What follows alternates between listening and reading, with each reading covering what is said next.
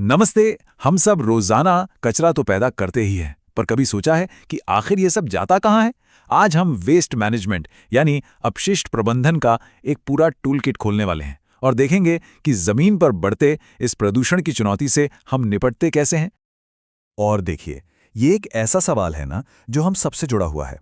हमारे शहर तेजी से बढ़ रहे हैं और उनके साथ साथ बढ़ रहे हैं कचरे के पहाड़। सच कहें तो इस समस्या को संभालना आज के दौर की सबसे बड़ी एनवायरमेंटल चुनौतियों में से एक है। तो सवाल वही है, हम इसका सामना करें तो करें कैसे? तो चलिए ऐसा सोचते हैं कि इस प्रदूषण से लड़ने के लिए हमारे पास एक स्पेशल टूल किट है ना? जैसे एक मैकेनिक के पास हर पेज के लिए सही पाना होता है, ठीक वैसे ही हमारे पास भी कचरे से निपटने के लिए अलग अलग मेथड्स, अलग अलग औजार हैं। तो चलिए एक एक करके इन औजारों को जरा करीब से देखते हैं। देखिए, आगे बढ़ने से पहले इस प्रॉब्लम की गंभीरता को समझना बहुत जरूरी है। ये जो बेहिसाब कचरा है, वो सिर्फ हमारी जमीन को ही गंदा नहीं करता, बल्कि धीरे धीरे हमारे पानी में, हमारी फूड चेन तक में घुस जाता है। और ये एक ऐसा खतरा है जिसके लिए हमें स्मार्ट और इंजीनियर्ड सॉल्यूशंस चाहिए ही चाहिए। तो हमारे टूल किट का पहला औजार सबसे पुराना और शायद सबसे जाना पहचाना है, सैनिटरी लैंडफिल।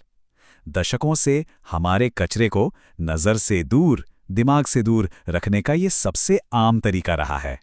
पर जैसा कि हम आगे देखेंगे, आज का मॉडर्न लैंडफिल सिर्फ जमीन में खोदा गया एक गड्ढा बिल्कुल नहीं है। ये उससे कहीं ज्यादा है। तो सैनिटरी लैंडफिल है क्या? देखिए, समझने वाली सबसे जरूरी बात यह है कि ये एक हाईली इंजीनियर्ड साइट होती है। मतलब इसे बहुत सोच समझकर बनाया जाता है। इसका पूरा डिजाइन ही इसलिए है कि कचरे को हमारे एनवायरनमेंट से पूरी तरह से अलग थलग रखा जा सके, ताकि जो खतरनाक चीजें हैं वो मिट्टी और जमीन के पानी में बिल्कुल ना मिल पाएं। इसका सिर्फ एक ही मकसद है, रोकथाम। और इसका पूरा प्रोसेस ना बहुत सिस्टमैटिक होता है। सबसे पहले जमीन को बचाने के लिए क्ले यानी मिट्टी और प्लास्टिक की एक मोटी परत बिछाई जाती है, एक लाइनर की तरह। फिर कचरे को दबाकर कॉम्पैक्ट करके उसकी परतें बनाई जाती हैं और हर रोज हर परत को मिट्टी से ढका जाता है, ताकि बदबू ना फैले और कीड़े मकोड़े दूर रहें। और आखिर में सबसे जरूरी, जो लीचेट यानी जहरीला पानी और मीथेन गैस बनती है, उसे इकट्ठा करने के लिए एक पूरा सिस्टम होता है जिस पर लगातार नजर रखी जाती है। ठीक है, तो ये तो हुआ कचरे को एक जगह रोकने का तरीका। पर क्या हो अगर हम कचरे को सिर्फ रोकना नहीं बल्कि उसकी क्वांटिटी को ही जबरदस्त तरीके से कम करना चाहें? बस यहीं पर हमारे टूल किट का दूसरा औजार काम आता है, इंसिनरेटर प्लांट। ये एक ऐसा सोल्यूशन है जो बहुत ही हाई टेम्परेचर पर काम करता है। इंसिनरेशन का सीधा सा मतलब है रूपांतरण। कचरे को बहुत ही ज्यादा तापमान पर जलाया जाता है और ऐसा करने से उसका वॉल्यूम मतलब उसकी मात्रा 90% तक कम हो जाती है। सोचिए, इसका साफ मतलब है कि लैंडफिल में भरने के लिए बहुत ही कम कचरा बचता है। लेकिन इस प्रोसेस का सबसे स्मार्ट पार्ट सिर्फ कचरे को जलाना नहीं है। अरे नहीं, जलाने से जो जबरदस्त हीट पैदा होती है ना, उसका इस्तेमाल होता है पानी गर्म करने में, भाप बनाने में और फिर उस भाप से टरबाइन चला के बिजली पैदा करने में। तो एक तरह से ये कचरे को एनर्जी के एक सोर्स में बदल देता है। तो यहां पर हमें स्ट्रैटेजी में एक बिल्कुल साफ फर्क दिखता है। लैंडफिल का मकसद है कचरे को रोकना, उसे कंटेन करना। वहीं इंसिनरेशन का मकसद है उसे नष्ट करना, उसे खत्म करना। एक अच्छे वेस्ट मैनेजमेंट सिस्टम में इन दोनों की ही अपनी अपनी जगह होती है। चलिए अब एक और ज्यादा एडवांस्ड और कह सकते हैं केमिस्ट्री पर आधारित टूल की तरफ बढ़ते हैं। इसका नाम है पायरोलिसिस। इसे आप कचरा जलाने का एक हाईटेक ऑल्टरनेटिव समझ सकते हैं। और यहीं पर सबसे बड़ा फर्क आता है। इंसिनरेशन में कचरे को ऑक्सीजन की मौजूदगी में जलाया जाता है, लेकिन पायरोलिसिस में कचरे को बहुत ज्यादा तापमान पर ऑक्सीजन के बिना गर्म किया जाता है। हाँ, बिना ऑक्सीजन के। तो एक तरह से ये कचरे को जलाना नहीं बल्कि पकाना हुआ।